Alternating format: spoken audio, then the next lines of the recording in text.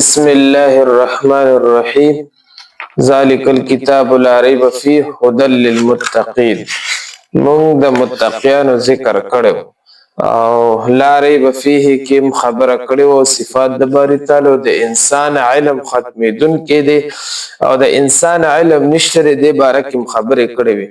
اوس هدى للمتقين دا قران هدایت ته متقیانو د پاره، یعنی چې کوم سړی متقی وي داغه د پاره هدایت ده. نو مطلب دا رنګ شو امام رازی رحمت الله علیه اعتراض کړی چې دا هدایت نشو د چا د پاره، یعنی د هغه کسانو د پاره چې هغه متقیان نه وي. او متقی ستوي نبی علیہ السلام فرمایي کل تقین و نقین فهو متقین، چې هر تقی نه کی ته چې کوم دې سوی متقی وي. تقی دې ته وي چې هر یو عمل کوي او د هر یو ګناه نه ځان ساتي، او نقی هغه ته وي چې یو شک او شبهه نه ځان ساتي. نو دا صفات خود نبی علیہ السلام دي، دا په دنیا کې څوک شته نه چې هغه کې دا صفات دومره یو کمالی صفت دا پچا کې هم نشته نه. نو دینه دا معلومه شو چې دا خو بیا د صحابو د پاره د غرنګ د نورو غټو خلکو د پاره هدایت ته د عام خلکو د پاره نشو. د دې جوابدار چې متقین مراد دا دی چې مؤمنان وي.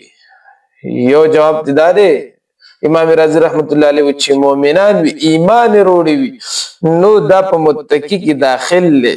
ځکه نبی علیہ السلام فرمایي متقی هغه ته ویل کېږي چې هغه ایمان وروړي وي او هغه د اسلام ټول قوانین مني.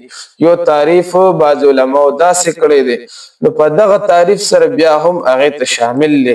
نو متقیانو د پاره دا هدایت دی، او چې کوم خاص متقیان دي لکه د هر ګناه نه ځان ساتل، دا د هغې د پاره درجې بلندېدلو د پاره دی. نو دلته کې د مؤمنانو صفات ذکر کوي په دې رکوع کې، بیا د هغې نه بعد د کفارو صفات ذکر کوي، د هغې نه بعد بیا د کفارو صفات ذکر کوي. نو ان الذين كفروا سواء دا غي غزمونه بیان، یعنی کفار منافقین دا غي زم بیان. نو الذين يؤمنون بالغیب، یعنی هغه کسان چې ایمان لري په غیب خبرو باندې، یعنی دلته کې دا خلق صفت بیانې چې هغه مونږ تاسو په پسترګو نه لیدلي. نبی علیہ السلام ورته ویل صحابه ته داسې کسان چې هغې به مونږ نه لیدلي او هغه زما رونه دي، هغه زما رونه دي، تاسو زما دوستان دي او هغه زما روریان دي.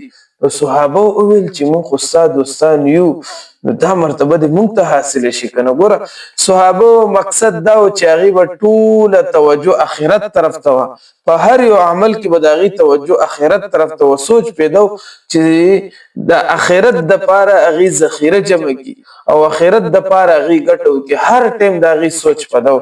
او زموږ سوچ سره دنیا سوچي چې دنیا څنګه وګټم، مال څنګه وګټم، پیسې څنګه راشي، دا زوی مې ډاکټر څنګه شي، انجینیر څنګه شي، او دا زوی نه مې یو لوی افسر څنګه جوړ شي. زموږ دا سوچ دی. ولی زمونږ دنیا ته مخ شوی دی، دنیا ته توجه شوی ده او موږ دنیا مقصد ګرځولی دی. چې کله ته دنیا مقصد وګرځې بیا به دا خبرې وي، بیا به د انسان توجه ټوله د آخرت نه اوړي دنیا طرف ته، او دنیا کې خوشحالي نشته دی، غم دی، او هر انسان په دنیا کې به خفه وي چې کله د ده سوچ دغه شي. نو وما الحیات الدنیا الا متاع الغرور، د دنیا زندگی د دوکې سامان شو.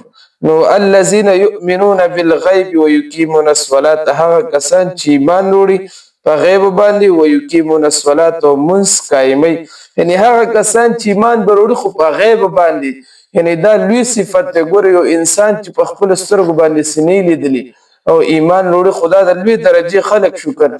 نو خود به خود دینه د دې درجه معلومه شو چې دا به ډېر لوی درجې خلق وي. نو هغه فضیلت زمونږ د پاره دی، یعنی دا فضیلت زمونږ د پاره دی.